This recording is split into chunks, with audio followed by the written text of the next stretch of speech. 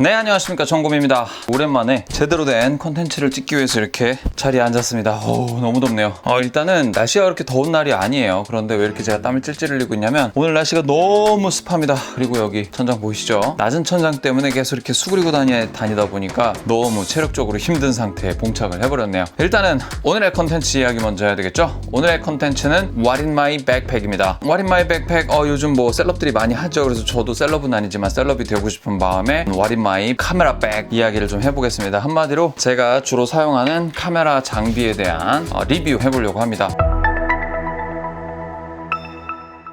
뭐 학고 유튜버라 그래가지고 이 휴대폰으로 찍으면 땡이지 이렇게 생각하시는 분들 많은데 원래 그게 정답입니다. 유튜브는 이렇게 과하게 확장을 해서 벌릴 필요가 없어요. 그냥 갖고 있는 장비로 하는 게 최고입니다. 자, 한번 열어보도록 할까요?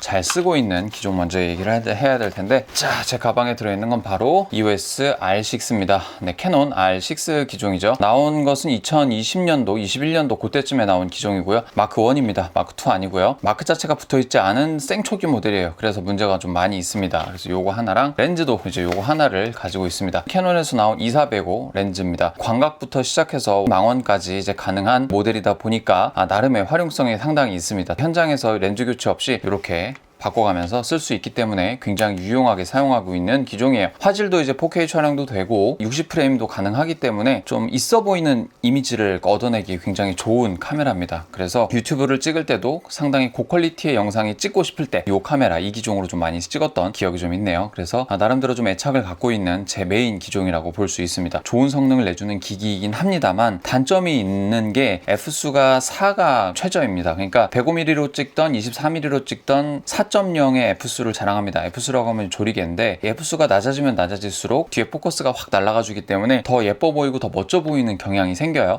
그런데 얘는 4기 때문에 4라는 수치 자체는 나쁘진 않지만 그렇다고 너무 딱 좋지도 않다라는 정도의 조리개 개방도를 가지고 있습니다. 렌즈에서의 단점은 그게 좀 아쉬운 점이고요. 물론 가격이 저렴하니까 어쩔 수 없죠. 단점이라고 보기도 어렵습니다. 근데 이제 바디에서의 단점은 좀 극명하게 나타납니다. 아쉽다고 당당히 말할 수 있는 포인트예요. 4K로 30분 이상 촬영을 하게 되면 이 녀석으로는 더 이상 촬영이 안 될 정도로 과열이 돼서 한 10분이든 20분이든 식혀준 상태에서 또 촬영을 들어가야 돼요. 그렇다고 하더라도 100%또 20분, 30분을 찍을 수 있는 게 아니라 딱 그 식혀진 정도에 따라서만 10분, 15분 정도가 더 늘어날 뿐이라는 거죠. 그래서 예능이나 스튜디오물을 촬영할 때는 굉장히 쥐약인 모델입니다. 그런 여러 가지 어려움이 있었음에도 불구하고 이 녀석을 지금까지 잘 애용을 하고 있습니다. 자, 이제 뭐 여러 가지 삼각대들이 이렇게 술술 나옵니다. 유튜브를 하는 사람이기 때문에 이런 핸디 삼각대들은 필수적으로 필요하고요. 그리고 의외로 필수인 거 바로 이 현장음을 따줄 수 있는 이 마이크가 반드시 필요합니다. 왜냐면 전 이제 마이크를 여기 그 TX660, 650 되게 유명한 그 건 마이크인데 이 건 마이크를 잘 애용을 하고 있어요. 그런데도 불구하고 이 녀석이 필요한 이유는 현장음이 중요하게 담길 때가 있습니다. 현장에서 뭐 사람들이 말을 할 때에도 개개인의 마이크가 꺼질 때 이 녀석이 현장음을 비교적 깔끔하게 따주기 때문에 있는 것과 없는 것의 차이는 상당히 크다고 볼 수가 있어요. DSLR 종류 안에 탑재되어 있는 마이크들은 절대로 좋을 수가 없어요. 그러다 보니까 너무 안 좋은 그 음질 때문에 서브 마이크로 쓸 수가 없는 겁니다. 대성당 바위가 너무 잘 보이는 대성당 왔습니다. 우리는 팬데믹 시대를 맞이하면서 집에 있는 시간이 비약적으로 많아졌어요. 로드사에서 나온 그래도 믿을만한 제품이에요. 그래서 이 녀석은 제가 직접 돈을 주고 산 게 아닌데 뭘 살 때 따라왔냐면 바로 이 녀석을 살 때 따라온 겁니다. R6를 구매하기 전에 M50 카메라 기종을 먼저 구매를 했었어요. 왜냐하면 그때도 이제 유튜브에 이제 욕심이 좀 많이 생겨가지고 그래도 화면상이 좀 느낌이 있어 보이게 찍고 싶다라는 충동이 느껴졌어요. 그러다 보니까 그래도 DSLR 정도는 사야 되지 않을까? 뭐 적당한 가격이 없을까라고 서치를 해보던 도중에 바로 이 녀석이 뚝 떠오르게 된 거죠. 사실 이 녀석은 4K까지도 촬영은 가능합니다. 그런데 4K 24프레임까지밖에 촬영이 되지 않기 때문에 그거를 실제적으로 쓸 수는 없어요. 왜 그 기능이 들어가 있는지는 모르겠는데 4K로 영상을 찍을 수 있어, 퍼포먼스 나쁘지 않아 라는 그냥 그런 마케팅 포인트로 집어넣어 놓은 기종이 아닌가 라는 생각이 좀 들어요. 얘 같은 경우에는 풀프레임 바디라고 해서 이미지 센서에서 손해보는 영역이 없어요. 근데 얘 같은 경우에는 크롭 바디라서 30% 정도 이미지 센서에 손해를 봅니다. 그러니까 구조적인 문제로 인해서 받아들여지는 이미지의 30% 정도는 크롭이 돼가지고 최종 결과물이 나에게 받아들여지는 모델이라고 보시면 돼요. 그러다 보니까 여기에 기본적으로 장착되어 있는 렌즈의 미리수가 15mm에서 45mm 사이에 광각 렌즈가 달려 있음에도 불구하고 와이드한 앵글 자체가 그렇게 시원하게 담기지 않는다라는 느낌이 있어요. 15도면은 사실 어안에 가까운 광각이라고 볼 수가 있거든요. 그럼에도 불구하고 환경을 더 많은 부분을 담아줄 수 있는 화각을 보여주는 게 아니라 조금 다소 답답한 정도의 화각을 보여줍니다. 거기다 F수는 상당히 좀 떨어지는 편이라서 이게 3.5에서 6.3이라서 가변입니다. 그래서 이게 줌을 이렇게 당겨서 최대한 줌을 이렇게 보게 되면 이제 6.3까지 F수가 올라가게 돼요. 그러면 이제 피사계 심도나 이런 것들은 좀 많이 포기를 해야 되는 그런 기종이라고 볼 수 있습니다. 그럼에도 불구하고 이 녀석의 장점은 좀 명확합니다. 매우 가볍고 컴팩트해서 핸디 삼각대에다 붙여서 쓰더라도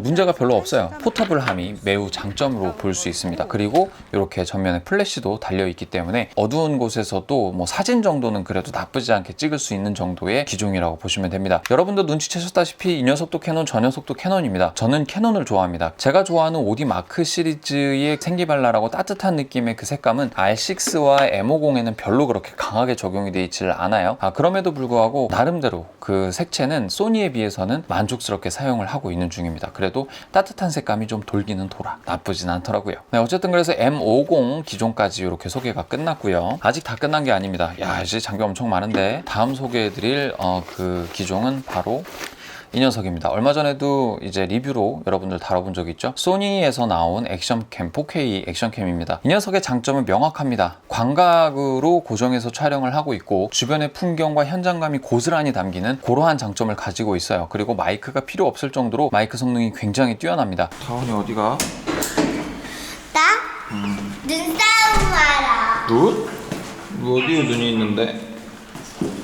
그러다 보니까 여행 브이로그 같은 거 찍을 때는 이 녀석이 굉장히 큰 역할을 해줍니다. 미국에서 여행기를 촬영할 때 이 녀석으로 진짜 많이 찍었어요. 안타까운 건 이 녀석에 들어가는 기본 배터리가 굉장히 고가입니다. 이 작은 카메라에 투자를 하기에는 조금 비싸다는 생각이 들 정도 수준의 배터리 가격을 형성을 하고 있어요. 그러다 보니까 이 녀석의 배터리는 오직 하나입니다. 정품 배터리 이거 하나밖에 없어요. 기존에 갖고 있던 정품 배터리 하나를 잃어버리는 바람에 이 배터리를 하나 샀는데, 그래서 그냥 서드파티에 있는 좀 가품 배터리를 좀 써보자 라고 생각을 해서 그걸 구매해서 썼는데 완충이 됐다고 표시가 돼가지고 빼가지고 사용을 했는데 하루 종일 꽂아놨는데 충전이 아예 안 된다든지, 거의 완충이 됐다고 표시가 돼가지고 장착하고 촬영을 했는데 보통 1시간에서 1시간 반 정도는 버텨주거든요. 그런데 20분 30분도 안 돼서 배터리가 완전히 바닥나 버린다든지 불안정한 느낌들이 좀 있었기 때문에 1년 정도 쓰다가 폐기를 해버렸거든요. 그런데 이제 이 녀석의 단점이라고 이야기한다면 프리뷰 모니터가 따로 이렇게 준비가 돼 있어요. 장점이자 단점이죠. 이 녀석에 들어가는 배터리도 충전을 해줘야 되고 얘에 들어가는 배터리도 따로 충전을 해줘야 됩니다. 얘는 배터리 착탈식이 아니라 자체 배터리로 굴러가는 거예요. 그러다 보니까 여기 보이시는 요 크레들 자체도 같이 갖고 다녀야 되기 때문에 상당히 좀 아쉬운 포인트로 작용을 합니다. 충전해 놓는 걸 깜빡하면은 프리뷰 모니터를 보지도 못하고 또 얘를 충전 안 하면 얘만 켜진다고 의미가 없잖아요. 그래서 이런 좀 불편함을 좀 상쇄해 주기 위해서 리모컨과 카메라 본체 간의 연결성이 굉장히 좋습니다. 여기에서 이 전원을 켜게 되면 바로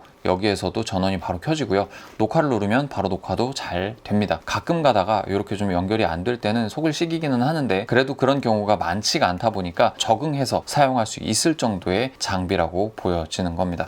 거의 다 이쯤 되면 소개를 한 것 같은데요. 이제 충전 크레들이 필요합니다. 요거는 M50용 충전기, 이거는 이제 캐논 R6용 충전기 이렇게 가지고 다니고 있습니다. 그리고 이제 제가 이제 숙소나 여행 같은 데 갔을 때 벽에다가 부착을 해놓거나 유리창문에 부착을 해놓고 또 혹은 자동차에서 찍고 싶을 때 사용을 했었던 이 흡착판 고정 거치대가 있습니다. 이게 그래도 좀 방송가에서 쓰는 좀 쫀쫀한 놈을 구매를 했다 보니까 진짜 고정력이 상당합니다. 그래서 잘 사용하고 있는 그런 모델이에요. 단점이라고 한다면 이것도 산지가 몇 년이 지나다 보니까 이 흡착판 실리콘의 그 접착력이 좀 떨어졌어요. 그러다 보니까 이 녀석만 붙여서는 조금 불안하고, 뭐 이렇게 부수적인 액세서리들에 대해서 좀 한번 쭉 살펴봤고요. 네, 그렇습니다. 일단은 제가 사용하고 있는 장비들은 이 정도가 되겠네요. 야, 진짜 투머치 아니냐? 이렇게 말씀을 하실 수밖에 없을 거예요. 왜냐면 유튜버들이 이렇게까지 장비를 가지고 다닐 필요는 사실 없습니다. 요즘 같아서야 아이폰, 지금 보시는 요 위에 이 아이폰도 굉장히 성능이 좋아졌고 컨텐츠를 만들어내는 데 있어서 걸림이 될 만한 어떤 요소들은 크게 없다는 거예요. 화질이 좋고 방송용급으로 이렇게 잘 만들어내면 너무 좋죠. 하지만 오히려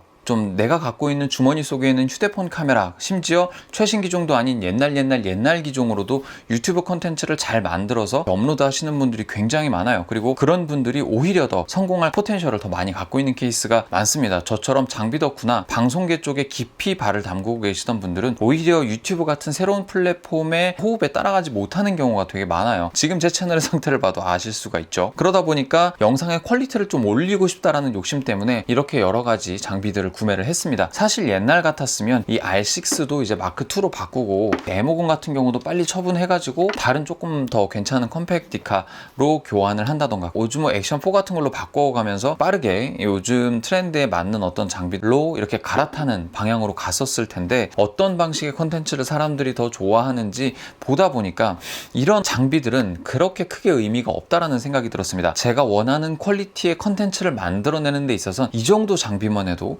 충분하다 못해 넘치는 퀄리티를 자랑할 수 있다라고 하는 거죠. 단 한 가지 아쉬운 건 이런 장비를 사거나 장비를 사서 리뷰할 수 있는 여건은 충분히 되질 못합니다. 그래서 제 채널의 컨텐츠의 방향성에 대해서 이야기를 좀 하려고 합니다.